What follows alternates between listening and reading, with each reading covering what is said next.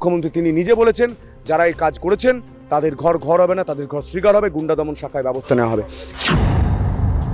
সংবাদ মাধ্যমের কর্মীকে মারা হচ্ছে, একজন বাম নেতা হাসতে হাসতে চলে যাচ্ছে। আমি মানবদার কাছে ছবি দেখছিলাম, এটা লজ্জার। গণতান্ত্রিক পদ্ধতিতে আন্দোলন করছেন, করুন না, কে বাধা দিয়েছে? আপনি সংবাদ মাধ্যমের কর্মীকে কেন মেরেছেন?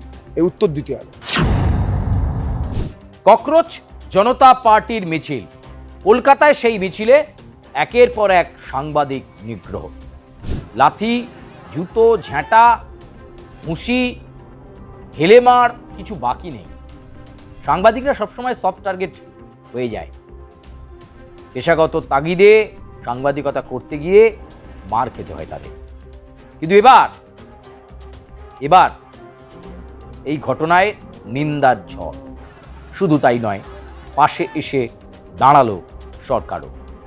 মুখ্যমন্ত্রী শুভেন্দু অধিকারী আশ্বাস দিয়েছেন ৭০ জন ইতিমধ্যেই চিহ্নিত হয়েছে, যারা উদ্দেশ্য প্রণোদিতভাবে এই মিছিলে গণ্ডগোল করার জন্য এসেছিল। বর্বরচরিত যে আচরণ, সেই বর্বর আচরণ করবার জন্য এসেছিল এবং বেছে বেছে শুধুমাত্র সংবাদ মাধ্যমের ওপর হামলা। আমাদের প্রতিনিধি রিক যেমন আহত হয়েছে, এছাড়াও বিভিন্ন সংবাদ মাধ্যমের প্রতিনিধিরা তারা আহত হয়েছেন, চিত্র সাংবাদিকরা আহত হয়েছেন। এরকম একটা পরিস্থিতির মধ্যে এই সাংবাদিক নিগ্রহের ঘটনায় বিধানসভায় হলো প্রতিবাদ করলেন অনেকেই। প্রতিবাদ করলেন রাজ্য বিধানসভায় আম্বেদকর মূর্তির সামনে বিজেপির বিধায়করা। তারা বলছেন, ছি, এ ঘটনা মেনে নেওয়া যায় না।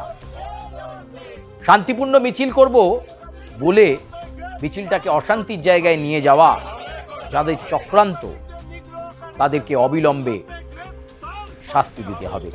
আয়োজকদেরকেও এর আওতায় আনতে হবে। শুধু তাই নয়, যারাই অকাতরে আক্রমণ চালালো তাদের ধরপাকড় শুরু করেছে পুলিশ।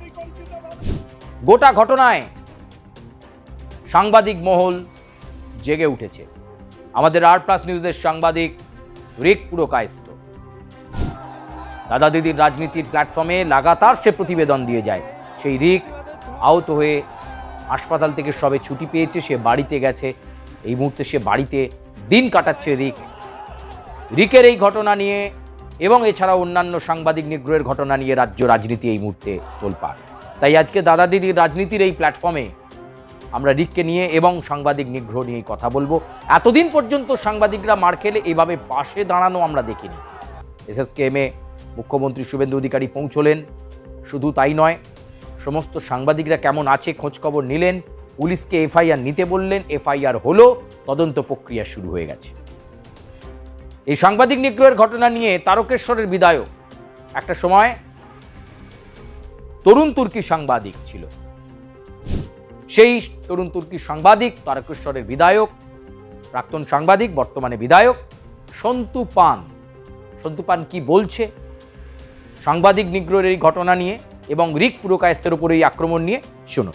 রিক আমার ছোট ভাই। রিকের সঙ্গে আমি বহু অ্যাসাইনমেন্টে রিকের সঙ্গে আমার অনেক কথা হয়েছে। এটা খুব লজ্জার, আমি নিজেও খোঁজ নিয়েছি। এবং একটা কথা সুচারুদা তোমার মনে আছে, বিধাননগরের পুরো ভোট সেই স্মৃতি মনে করিয়ে দিয়েছে। সেই স্মৃতিতে আমরা দেখছিলাম পুলিশ ইট ছুটছিল, কারণ রাবণ রাজত্ব ছিল। সেই রাবণ রাজত্বের অবসান হয়েছে, রাম রাজত্ব প্রতিষ্ঠা হয়েছে।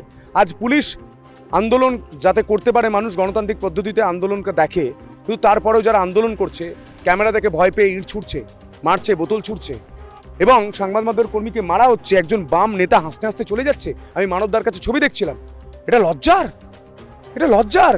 কেন ভয় পাচ্ছেন সংবাদ মাধ্যমের কর্মীদের? আপনাদের রাগ হচ্ছে যে সংবাদ মাধ্যমের কর্মীরা আসল তথ্য দেখাচ্ছে বলে মানুষের কাছে আপনাদের মুখোশটা খুলে যাচ্ছে। CPM, তৃণমূল, কংগ্রেস, রাজত্ব প্রতিষ্ঠা হওয়ার পর যারা ভাম হয়ে রাস্তায় নামছে, উইপোকা ছাড়পোকা হয়ে, তাদের বলবো যে রাম রাজত্বে শুধু জয় শ্রীরাম নয়, রাম রাজত্ব মানে সবার সুরক্ষা।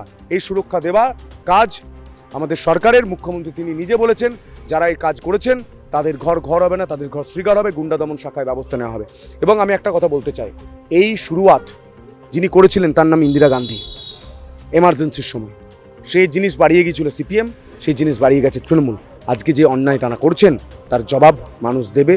অন্যায় যেটা করছেন মানুষ জবাব দিয়ে তাদের ঘর পাঠিয়েছেন, ঘর থেকে বেরোতে পারবে না। একটা কথা সুচারুদা বলি, আপনি ধরুন একটা খবর করলেন, আপনার সেই খবরে কারো খারাপ লাগবে, বা আপনার মনে হলো যে খবরটার মধ্যে আসল তথ্যটা নেই বা কিছু তথ্য মিসিং আছে, আপনি তার সঙ্গে যোগাযোগ করুন, কথা বলুন, তাকে নিয়ে আসুন, দেখান। মারতে পারেন না। অটল বিহারী বাজপেয়ী বলেছিলেন যে আমাদের মতের পার্থক্য হতে পারে, মনের পার্থক্য নয়। আজ বিধানসভা ঠিক একই তালে চলছে, দেখতে পাচ্ছি গোটা রাজ্য একই তালে চলছে। আপনি 2011 সাল থেকে দেখুন বিরোধীরা কোথাও আন্দোলন করতে পেরেছে? একটা খুঁটি পুঁততে পেতো? আমাদের আজকের মুখ্যমন্ত্রীকে, বিরোধী দলনেতাকে কতবার কোর্টে যেতে হয়েছে? গণতান্ত্রিক পদ্ধতিতে আন্দোলন করছেন, করুন না, কে বাধা দিয়েছে? আপনি সংবাদ মাধ্যমের কর্মীকে কেন মেরেছেন? এই উত্তর দিতে হবে। আপনারা শুনলেন সন্তুর বক্তব্য। এই কালচার বন্ধ হওয়া উচিত এবং আগামীতে যারা সাংবাদিকদের ওপর প্রহার করবে, সাংবাদিকদের ওপর অত্যাচার করবে, মারধর করবে, তাদেরকে গুন্ডা দমন আইনের আওতায় এনে দৃষ্টান্তমূলক শাস্তি দেওয়া হবে, যাতে আগামীতে কোনো সাংবাদিককে আক্রমণ করতে গেলে 100 বার যাতে ভাবেন এই সমস্ত দুষ্কৃতীরা, এই সমস্ত গুন্ডারা, যারা ছাত্র বলে নিজেদেরকে পরিচিত করে এই আন্দোলনে ঢুকে গণ্ডগোল ঝামেলা পাকিয়ে সাংবাদিকদেরকে মারধর করে পালালো। দৃষ্টান্তমূলক শাস্তি হবে। মনে রাখবে এরা যে আগামীতে কোনোদিন সাংবাদিকের গায়ে হাত দিলে আমাদের জীবনে কি হতে পারে। এই কালচার আজকের নয়, কয়েক দশক ধরে হয়ে আসছে। সন্তুর কথাতে আপনারা শুনলেন। এই কালচারটা এবার বন্ধ হওয়া উচিত। কর্তব্যরত সাংবাদিককে মারলেই পুলিশের এবার দৃষ্টান্তমূলক শাস্তি দেওয়া উচিত।